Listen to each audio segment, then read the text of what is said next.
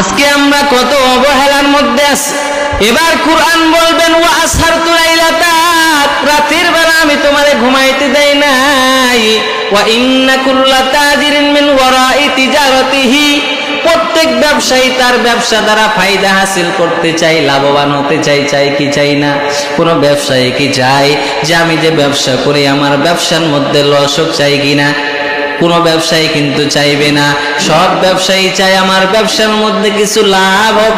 এবার বললেন ওয়ান্তাল ইয়াউমা মিন ওয়ারাই কুল্লি তিজারাতিন, ও কুরআনওয়ালা হাফেজ, আজকে তুমি তোমার ব্যবসা দ্বারা অনেক লাভবান হতে পারবা।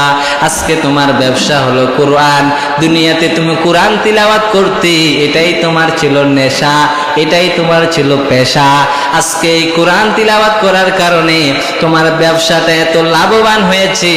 আজকে তোমার এই ব্যবসা তোমাকে জান্নাত পর্যন্ত পৌঁছায় দিবে।